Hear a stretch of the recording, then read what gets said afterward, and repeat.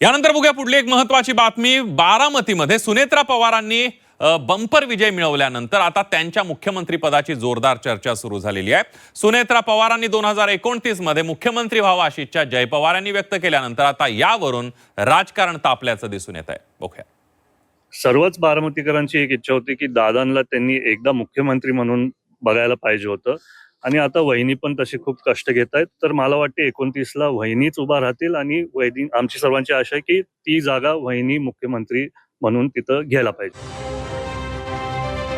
जय पवार यांनी बारामतीच्या जनता दरबारात केलेल्या विधानानं महाराष्ट्राच्या राजकारणात पुन्हा एकदा भावी मुख्यमंत्री पदावरून राजकारण तापायला सुरुवात झाली आहे। उपमुख्यमंत्री सुनेत्रा पवार या 2029च्या निवडणुकीनंतर राज्याच्या मुख्यमंत्री व्हाव्यात अशी इच्छा जय पवार यांनी व्यक्त केली आहे। त्याच्या दुसऱ्या दिवशी बारामतीत चक्क सुनेत्रा पवार यांचा होय मी मुख्यमंत्रीच अशा आशाचा बॅनर झळकायला सुरुवात झाली आहे। महाराष्ट्राच्या पहिल्या महिला मुख्यमंत्री म्हणून उभा महाराष्ट्र तुमच्याकडे पाहतोय म्हणत निवडून आल्यानंतर सुनेत्रा पवारांचं अभिनंदन करण्यात आलंय।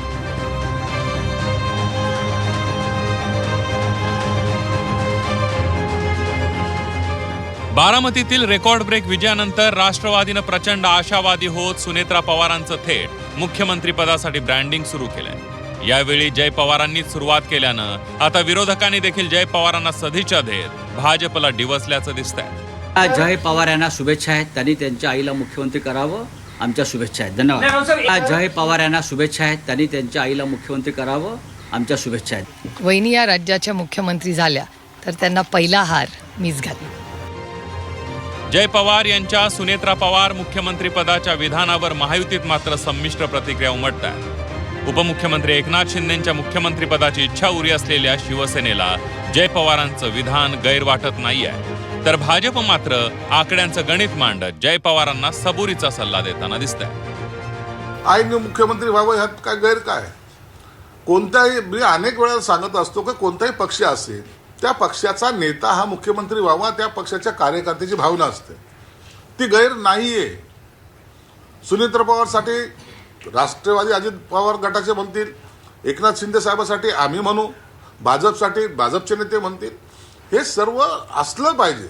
एक पक्षाच्या कार्यकर्त्याची नेत्यांची इच्छा असते की आपल्या पक्षाचा मुख्यमंत्री व्हावा, परंतु महाराष्ट्रामध्ये 2029 पर्यंत देवेंद्रजी फडणवीस हेच मुख्यमंत्री राहतील, कारण मुख्यमंत्री पदासाठी संख्याबळ महत्त्वाचं असतं, बहुमत महत्त्वाचं असतं।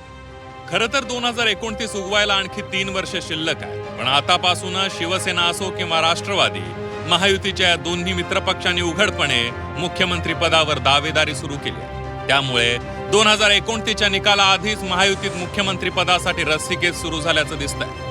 पण सध्या तरी महायुतीत भाजप मोठा भाऊ आहे, त्यामुळे मोठा भाऊ भाजप त्यांच्या लहान भावांना सत्तेच्या वाटणीत काय काय देतो ते पाहण्यासाठी किमान 3 वर्ष वाट पाहावी लागणार आहे। ब्युरो रिपोर्ट, झी 24 तास, मुंबई।